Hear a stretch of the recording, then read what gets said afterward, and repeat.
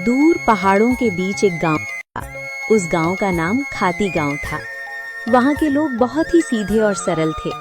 गांव के लोगों का जीवन खेती पर निर्भर था। उसी गांव में मोहन नाम का एक गरीब किसान रहता था। मोहन के परिवार में उसकी बूढ़ी माँ सरस्वती देवी, उसकी पत्नी विमला और उसका 5 साल का बेटा दीपक था। मोहन के पास थोड़ी सी जमीन थी जिसमें वो खेती करके अपने परिवार का पालन पोषण करता था। उगता हुआ सूरज दुनिया के लिए रोशनी लाता है, पर मोहन के लिए ये सिर्फ एक और दिन की जद्दोजहद लेकर आता है। फूस की छत से छनकर आती रोशनी सीधे उसकी बीमार माँ के चेहरे पर पड़ती है। मोहन, आज दीपक को क्या कहूंगी? कल रात उसे बहलाकर सुला दिया था कि सुबह उठते ही गर्मा गर्म खाना मिलेगा। अब वो जागने वाला है, चूल्हा ठंडा पड़ा है और मेरी ममता लहूलुहान हो रही है। क्या हम इतने बदनसीब हैं कि अपने बच्चे को एक वक्त की रोटी भी नहीं दे सकते? भरी आंखों से। बिमला, तुम्हारी ये खामोश सिसकियां मेरे कलेजे को चीर देती हैं। मैं किसान हूँ, धरती का सीना चीरकर अनाज पैदा करना मेरा काम है, पर आज किस्मत ने मेरा ही सीना चाक कर दिया है। जमींदार के चक्कर काट काट कर पैर के जूते घिस गए, पर वो उधार देने को तैयार नहीं। पर हार नहीं मानूंगा, आज फिर जाऊंगा। शायद खुदा को मेरी मेहनत पर नहीं तो इस मासूम दीपक की भूख पर तरस आ जाए। सरस्वती देवी अंदर से खांसते हुए, बेटा मोहन, पास आ। देख, मेरा अंत समय करीब है, पर मुझे अपनी मौत का डर नहीं है। मुझे डर है कि कहीं मेरी गरीबी तेरे जमीर को न खा जाए।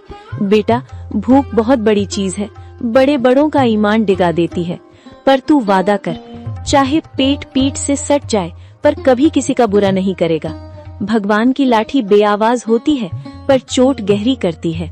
माँ, आपके संस्कार ही मेरी पूंजी है। मैं खाली हाथ लौट सकता हूँ, पर कलंकित हाथ लेकर इस घर में कदम नहीं रखूंगा। मोहन जमींदार के घर चला जाता है। नंगे पांव, फटी हुई कमीज और आंखों में उम्मीद की आखिरी चमक लिए मोहन जमींदार की हवेली के बाहर खड़ा है। सूरज की तपिश उतनी नहीं चुभ रही थी जितनी पेट की भूख और घर में बीमार माँ की कराह चुभ रही थी। जमींदार साहब एक आरामदायक कुर्सी पर बैठे हुक्का गुड़गुड़ा रहे थे, मानो मोहन का दुख उनके लिए कोई मनोरंजन हो। माई बाप, हुजूर, इस अभागे की विनती सुन लीजिए। मैं जानता हूँ कि पिछला लगान अभी पूरा नहीं चुका पाया हूँ, लेकिन मेरी मजबूरी की दीवार बहुत ऊंची हो गई है सरकार। घर में चूल्हा 3 दिन से ठंडा पड़ा है। मेरा 5 साल का बेटा दीपक, जो अब तक खेलता कूदता था, आज भूख से मारे निढाल होकर जमीन पर पड़ा है। वो मुझसे रोटी नहीं मांगता सरकार, बस अपनी पथराई आंखों से मुझे देखता है और उसकी वो खामोश नजरें मेरे कलेजे को छलनी कर देती हैं। मोहन, ये हवेली जज्बातों से नहीं, हिसाब किताब से चलती है। तेरी माँ बीमार है, तेरा बेटा भूखा है, इसमें मेरा क्या कसूर? पिछली बार भी तूने यही रोना रोया था। ये धरती प्यासी है तो मैं क्या करूं? मुझे अपनी तिजोरी भरनी है, तेरी गरीबी का बोझ नहीं उठाना। हुजूर, आप तो गांव के अन्नदाता हैं। अगर आप ही हाथ खींच लेंगे तो हम जैसे छोटे किसान कहाँ जाएंगे? मुझे बस थोड़े से आलू और मटर के बीज उधार दे दीजिए। मैं दिन को दिन नहीं समझूंगा, रात को रात नहीं देखूंगा। मैं अपने खून पसीने से उस बंजर जमीन को सींच दूंगा। मैं वादा करता हूँ सरकार, फसल कटते ही सबसे पहले आपका कर्ज चुकाऊंगा। मेरी माँ घुट घुट कर मर रही है, उसे दवा चाहिए। हुजूर, एक बाप होने के नाते मुझ पर तरस खाइए। क्या एक गरीब के बच्चे को जीने का हक नहीं है? हक की बातें मत कर मोहन, हक अमीरों की जागीर होती है। बीज चाहिए, बीज की कीमत लगती है। तेरे पास देने को क्या है? वो 2 बीघा जमीन जो पहले ही गिरवी है। जा, यहाँ से दफा हो जा।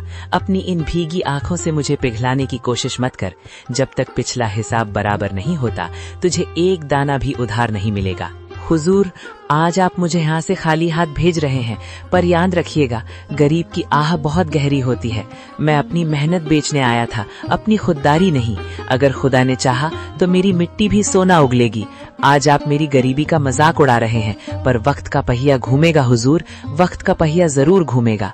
मोहन अपनी फटी हुई आंखों में आंसू लिए भारी कदमों से हवेली की सीढ़ियां उतर गया।